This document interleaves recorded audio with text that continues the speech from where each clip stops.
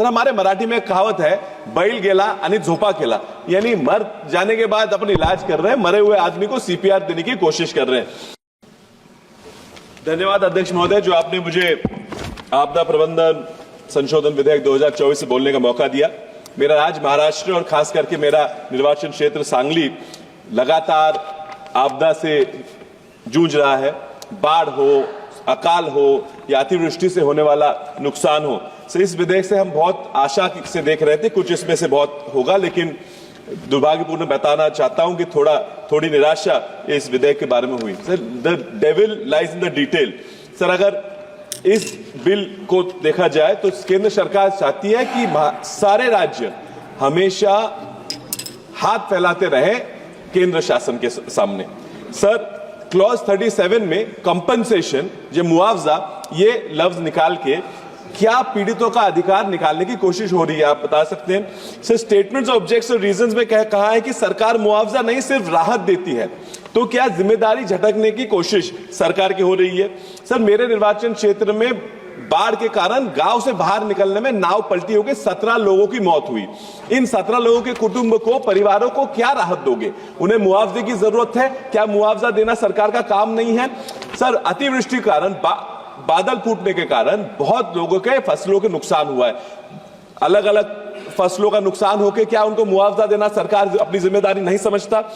Sir, गाय और भैंस जो अपने जिन पे हम जीते हैं, वो बाढ़ उनको नदी के साथ बहाकर ले गई, उनको मुआवजा देना क्या सरकार अपनी जिम्मेदारी नहीं समझती? सर, सुप्रीम कोर्ट ने कहा कि disaster fund disbursement can not be discretionary, but this bill further centralises an already heavily centralised disaster management system.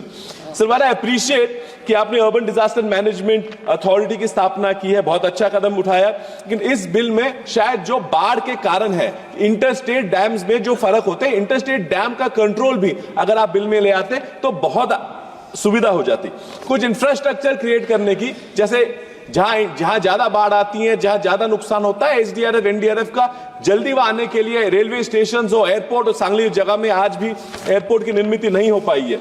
Sir, I believe, अभी भी बहुत लोगों ने बताया, prevention is better than cure, और 15वें वित्त 15th फाइनेंस कमीशन बताया गया कि कम से कम 10% निधि, फीसदी निधि राज्य शासनों ने डिजास्टर के लिए रखना चाहिए। ये सर कॉमन पूल का पैसा है, और कॉमन पूल का पैसा करने के लिए अगर ये आज तक हो जाता तो शायद अपने बहुत फायदा हो जाता। सर, हमारे मराठी में कहावत है, बैल गेला आणि झोपा केला, यानी मर जाने के बाद अपन इलाज कर रहे हैं, मरे हुए आदमी को सीपीआर देने की कोशिश कर रहे हैं।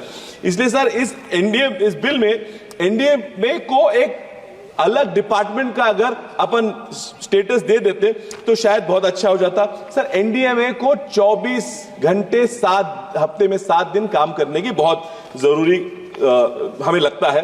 सर, यहां वाइस चेयरमैन का अगर एक पद निर्माण हो सकता था तो शायद वहां पे स्वतंत्र लीडरशिप वहां अपन निर्माण कर सकते थे। सर, एनडीएमए में 3-4 ही सदस्य काम करते, जो पहले 6-7 सदस्य हो गए सर, ऑलमोस्ट 6-7 सदस्य काम करते थे, इसलिए एनडीए में फाइनेंशियल एडमिनिस्ट्रेटिव पावर तक यहां नहीं दिख रही। अंत में मैं यही कहना चाहूंगा कि इस बिल को रिविजिट किया जाए, इसमें डिजास्टर मैनेजमेंट के लिए जो फ्रेमवर्क तैयार किया जाएगा वो प्रोएक्टिव हो, वो रिएक्टिव ना हो, जाके स्टेट्स, लोकल बॉडीज को थोड़ी एम्पावरमेंट दी जाए। इस बार में इतना कहना चाहूंगा। धन्यवाद अध्यक्ष महोदय।